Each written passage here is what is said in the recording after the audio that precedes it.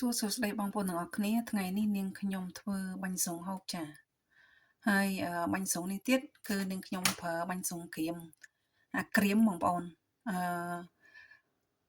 ជាដំបងនាងខ្ញុំត្រូវយកបាញ់ស៊ុងហ្នឹងយកទៅស្រោះសិនចាយកទៅដាំទឹកឲ្យស្រោះចាបោះចិនបងប្អូនគឺជាបាញ់ស៊ុង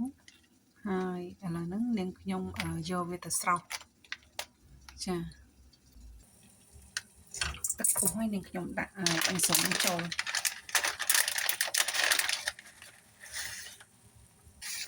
បែបហ្នឹងម្នាក់ឯង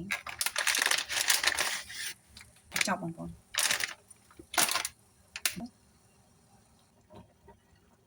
នឹងយើងស្រោះវាតទៅទុនបងប្អូនតទៅទុនណាបានយកចេញមកបានហើយវាទុនដូចនំកញ្ចុកចឹងតែនេះសរសៃធំធំសរសៃបាញ់ស៊ុងបងប្អូនឆ្អិនណាបងប្អូនខ្ញុំបិទភ្លើងនេះទុនល្មមrồiហើយយើងយកទៅលាងទឹកចាលាងទឹកឲ្យស្អាតទៅទុនល្មមយើងយកលាងទឹកឲ្យស្អាតបងប្អូនហើយសម្រោះវាទៅសម្រោះវាឲ្យស្អាតប៉ុណ្ណឹងរួចរាល់ទុកឲ្យស្រស់ទឹកបន្តិចrồiហើយនឹងខ្ញុំចាក់ប្រេងអូលីវចូលចាអូលីវអុយដាក់ចូលបងប្អូនកុំឲ្យជាប់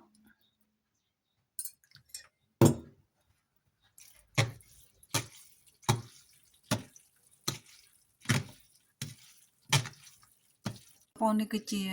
បាញ់ស៊ុងយើងចាស្រោះរួចរាល់ហើយនេះចាស្រោះរួចរាល់ហើយនាងខ្ញុំដាក់ខ្លាញ់ដាក់អីចូលហើយអស់ហើយចាហើយឥឡូវហ្នឹងខ្ញុំមានទឹកត្រីមានសាច់ប៉ាតេត្រជាជ្រូកហើយនេះគឺទឹកដូង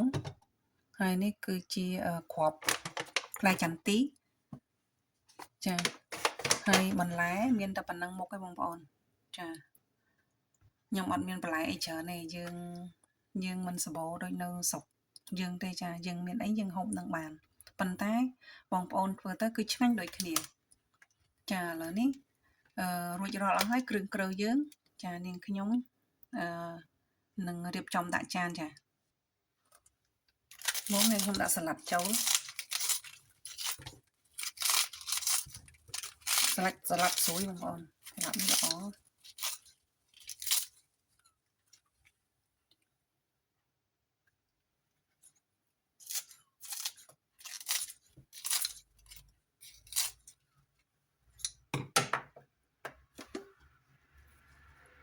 ការ៉ុតបន្តិច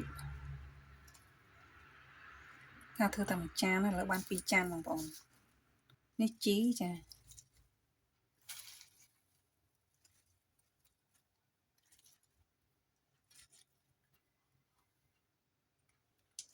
តមកទៀតដាក់បាញ់ស៊ុងយើងចូល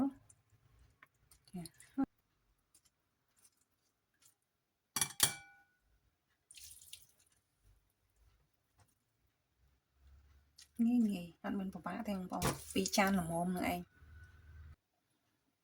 បន្តមកបងប្អូនដាក់សាច់ចូលតាមចំណង់ចំណូលចិត្តតាមចំណង់ចំណូលចិត្តមក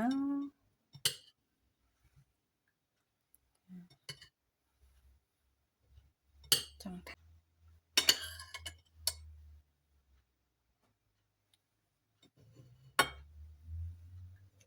្ញុំដាក់សណ្តែកដីខ្ញុំអត់ហូបទេបងប្អូនសូមអធិស្ឋានហិលទៅវាក៏ហល់កាហាយចាពួកខ្ញុំអត់ហូបទេបងប្អូនដាក់ម្ទេសទៀតមកគឺឆ្ងាញ់តែម្ដងរួចហើយយើងដាក់ទឹកត្រីចូលចាំមើលខ្ញុំធ្វើរបៀបខ្ញុំរៀនធ្វើទឹកត្រីទៀតទឹកត្រីឆ្ងាញ់ល្មមចា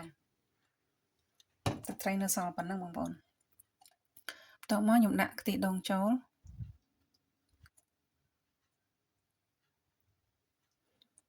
ជាការស្រេច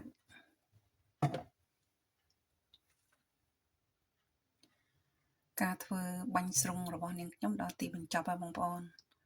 សូមអរគុណបងប្អូនទាំងអស់គ្នាដែលបានតាមដានវីដេអូរបស់នាងខ្ញុំតាំងពីដើមរហូតដល់ចប់បើបងប្អូនពេញចិត្ត